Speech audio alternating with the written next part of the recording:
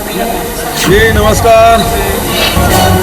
चलो आसाम। वो ट्वीट पे काली खाली तो अलग बता आगे सब बोल रहे हैं असमिया में वो ट्वीट वाला बड़ा बंगाली भी नहीं पहचान पा है? रहा भी नहीं पहचान पा रहा वो असमिया में है ना, आप बंगाली थोड़ी है वो। असमिया अलग लैंग्वेज है हाँ। और उसके बाद चाय बागान में जाओगे ना तो लोकल लैंग्वेज और शुरू हो जाता है वही का। असमिया के अलावा भी और गिफ्ट दिए जो बर्तन देते हो क्या कब वाला अरे वो सम्मान का ही है उसमें। और वहाँ तो बढ़िया वो थाली कटोरी वो भी देते हैं, वो भी लाया हूँ। 2 दिन के असम प्रवास के बाद आप लौटे हैं, पार्टी के लिए प्रचार किया है, क्या स्थितियाँ लग रही हैं, कैसा अनुभव रहा, क्या आपको उम्मीद है? देखिए कार्यकर्ता में बहुत उत्साह है और आम मतदाता है वो परिवर्तन की चाहत, उनमें चाहत है। दूसरी बड़ी बात यह है कि भारतीय जनता पार्टी ने जो वादे 5 साल पहले किए थे उसमें से एक भी पूरा नहीं किया। जैसे बड़ी बात भारतीय जनता पार्टी ने एनआरसी का मामला उठाया था, कुछ हुआ नहीं। दूसरा बांग्लादेश और हिंदुस्तान के बीच में जो सीमा है उसको लाक करने की बात कही थी, कुछ नहीं हुआ। वैसे ही वहाँ 0% में किसानों को ब्याज देने की बात है। ब्रह्मपुत्र के दोनों किनारे में एक्सप्रेस हाईवे बनाने की बात, तो ऐसे बड़ी जो घोषणाएं उन्होंने की थी उसको कुछ नहीं किया। मज़दूरों को उन्होंने चाय बागान के मज़दूरों को कहा था 351 रुपया मजदूरी देंगे। 5 साल बीत गया लेकिन कुछ भी नहीं मिला। तो इसलिए उनको पता चल गया कि जितनी बातें हैं वो सब जुमला है, ये जुमलेबाजों की सरकार है। और वहाँ दो मुख्यमंत्री हैं, एक सोनोवाल और दूसरा हेमंता विश्व शर्मा, तो दो हैं। तो किसकी सुने किसको ना सुने ये स्थिति वहाँ है।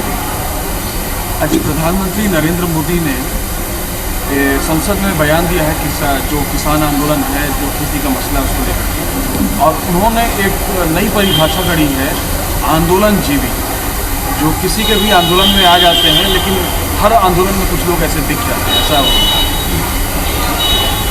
प्रधानमंत्री जी की इस प्रकार की बात नहीं कहनी चाहिए। लोगों में जब असंतोष होता है तो आंदोलन करते हैं और ये प्रजातंत्र है और प्रजातंत्र में लोगों को ध्यान आकर्षित करने के लिए धरना प्रदर्शन आंदोलन करते हैं। तो इसमें ये प्रजातंत्र का हिस्सा है।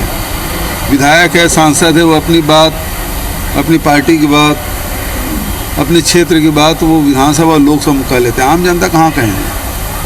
और यदि इस प्रकार से कर रहे हैं तो मैं नहीं समझता प्रधानमंत्री स्तर पे इस प्रकार की कोई बात होनी चाहिए।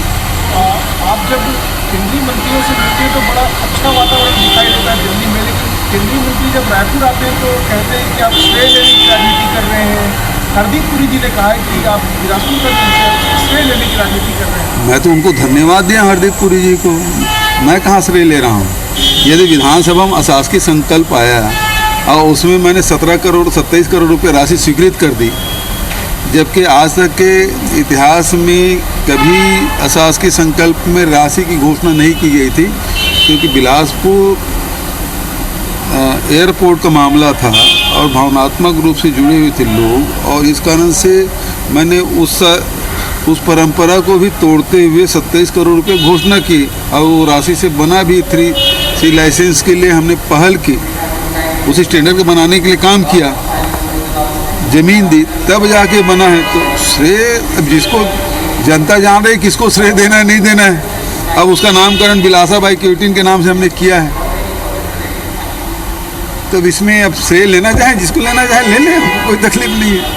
अजय चंद्राकर बहुत ज़्यादा नाराज है अपनी पार्टी से, उनका कहना है कि भूपेन्द्र संबंधी को सुधर जाऊँ नहीं तो ठीक कर दूंगा। ये हो क्या रहा है भारतीय जनता पार्टी के अंदर? भारतीय जनता पार्टी में वैसे भी कोई सब कुछ ठीक नहीं है। जब सत्ता में थे तब भी रमन सिंह बृजमोहन अग्रवाल के संबंध क्या थे, प्रेम प्रकाश पांडे और रमन सिंह जी के रिश्ते क्या थे, नंद कुमार साय, नंदकीराम कंवर जी और इनके संबंध क्या थे, वो तो सब जग जाहिर है। अब वो सब सतह पे आ रहा है। इसमें भारतीय जनता पार्टी में जब तक इन नेताओं को हटा के कोई नया नेतृत्व नहीं देंगे तब तक ये लड़ाई चलती रहेगी। ये एक मामला ये आया है पूर्व मुख्यमंत्री के गृह जिले राजनांदगांव का, कि वहाँ पे जिला कार्यकारिणी में 3 दिवंगत भाजपा नेताओं को पदाधिकारी बना दिया गया।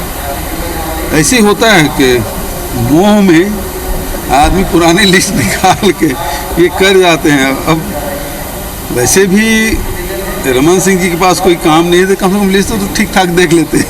दिवंगत लोगों को पदाधिकारी बनाए, 10 लाख कार्यकर्ता हैं छत्तीसगढ़ में उनके, उसके बाद भी पदाधिकारी बनाने के लिए दिवंगत मिले। वैसे रमन सिंह के राज में मजदूर भी ऊपर से आके, कवर्धा जिले में उनके गृह जिला की बात है, वो ऊपर से आते थे और मजदूरी करके फिर पैसा लेके वापस चले जाते थे। किसान आंदोलन को लेकर बालीवुड की हस्तियां, क्रिकेटर सब ट्वीट कर रहे हैं, इसको लेकर एक आरोप लगाया जा रहा है कि इसमें अब इसको दबाव डालकर ट्वीट कर रहे हैं। बिल्कुल सही बात है। अब तेंदुलकर का खेती किसानी इसका क्या लेने देना, वो भारत रत्न है और भारत रत्न उनको इसलिए मिला है कि वो खेल के क्षेत्र में, क्रिकेट के क्षेत्र में उन्होंने बड़ा नाम कमाया और देश का नाम रोशन किया, इसलिए उनको भारत रत्न दिया गया है।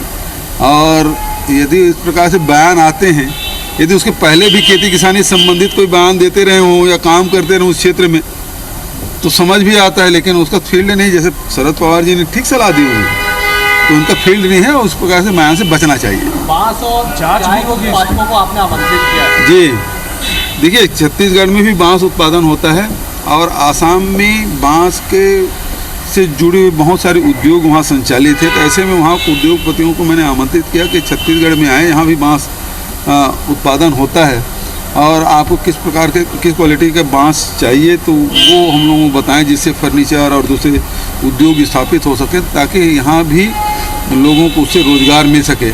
और चाय में जैसे सोगड़ा आश्रम जसपुर में पिछले कई वर्षों से वो चाय उत्पादन कर रहे हैं, उसे प्रेरणा लेके और कुछ लोग चाय